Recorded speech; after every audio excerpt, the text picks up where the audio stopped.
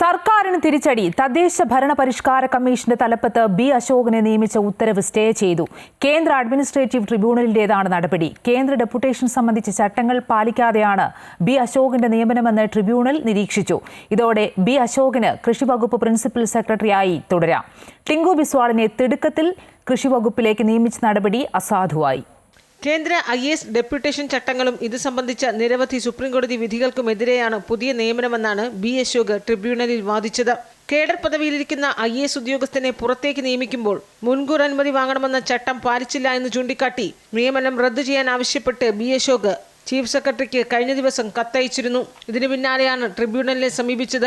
കേസായതോടെ ടിങ്കു ബിസ്വാളിനെ കൃഷിവകുപ്പ് പ്രിൻസിപ്പൽ സെക്രട്ടറിയായി തിടുക്കത്തിൽ സർക്കാർ നിയമിക്കുകയും ചെയ്തിരുന്നു. എന്നാൽ ബി അശോകിന്റെ വാദം ട്രിബ്യൂണൽ അംഗീകരിച്ചതോടെ അദ്ദേഹത്തിന് കൃഷിവകുപ്പിൽ തുടരാം.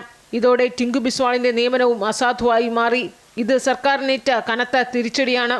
ഒരു കമ്മീഷൻ രൂപീകരിക്കുന്നതിൽ പാലിക്കേണ്ട അടിസ്ഥാന നടപടിക്രമങ്ങൾ ഒന്നും പാലിക്കാതെയാണ് ബി അശോകിനെ തദ്ദേശ വകുപ്പ് ഭരണപരിഷ്കാര കമ്മീഷനായി നിയമിച്ചതെന്ന് ട്രിബ്യൂണൽ നിരീക്ഷിച്ചു. ശമ്പളവും വാഹനവും തടസ്സം വരാത്ത രീതിയിൽ നിയമനം ക്രമീകരിക്കാമെന്ന് സർക്കാർ അഭിഭാഷകൻ വാദിച്ചെങ്കിലും അതുവരെ സീനിയർ IAS ഉദ്യോഗസ്ഥൻ വീട്ടിലിരുന്ന് ശമ്പളം വാങ്ങണോ എന്നാണ് ട്രിബ്യൂണൽ ചോദിച്ചത്. ബി അശോകിന്റെ ഇടക്കാല അപേക്ഷ അനുവദിച്ച ഡെപ്യൂട്ടേഷൻ നിയമനം സ്റ്റേ ചെയ്ത് വിശദ മറുപടി സമർപ്പിക്കാൻ സർക്കാരിന് ഒരാഴ്ച സമയം നൽകി. വ്യാഴാഴ്ച കേസ് വീണ്ടും പരിഗണിക്കും. എൻ പ്രശാന്ത് IASനെതിരെ നടപടിയുണ്ടായ വേളയിൽ അദ്ദേഹത്തെ അനുകൂലിച്ചതിനാലാണ് ബി അശോകിനെ തിടുക്കത്തിൽ സെക്രട്ടേറിയറ്റിന് പുറത്തേക്ക് നിയമിച്ചതെന്ന ആരോപണവും ഉയർന്നിരുന്നു. അമൃത ന്യൂസ്, തിരുവനന്തപുരം.